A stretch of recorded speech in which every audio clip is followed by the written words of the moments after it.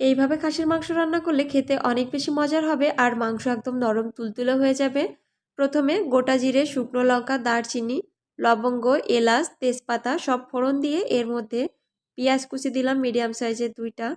পেঁয়াজটা একটু নরম হয়ে গেলে এর মধ্যে আদা বাটা 1 চা চামচ, রসুন বাটা 1 চা চামচ, জিরা বাটা 1 চা চামচ দিয়ে কাঁচা গন্ধটা চলে যাওয়া পর্যন্ত কষিয়ে নিব। এরপর ধনিয়া গুঁড়ো, শুকনো লঙ্কা গুঁড়ো, স্বাদমতো লবণ, হলুদ গুঁড়ো 1/2 চা চামচ দিয়ে বেশ ভালো করে মশলাটাকে কষিয়ে নিব একটুখানি জল দিয়ে। মশলা কষানোর পরে এর মধ্যে 500 গ্রাম খাসির মাংস দিয়ে দিব। মাংসটা বেশ ভালো করে মশলার সাথে কষিয়ে নিব। এরপরে গরম জল দিয়ে দিব। খাসির মাংস সেদ্ধ হতে অনেক দেরি হয়, তাই জলের পরিমাণটা বেশি দিতে হবে। তারপর ঢাকা দিয়ে প্রায় 30 থেকে 40 মিনিট মতো রান্না করে নিব। আর এরপর ভেজে রাখা আলুগুলো দিয়ে দিব। আরও 10 মিনিট মতো রান্না করে শেষে গরম মশলা গুঁড়ো ছড়িয়ে দিব। এইভাবে খাসির মাংস রান্না করলে খেতে অসম্ভব মজার হয়। বাসায় অবশ্যই একবার ট্রাই করে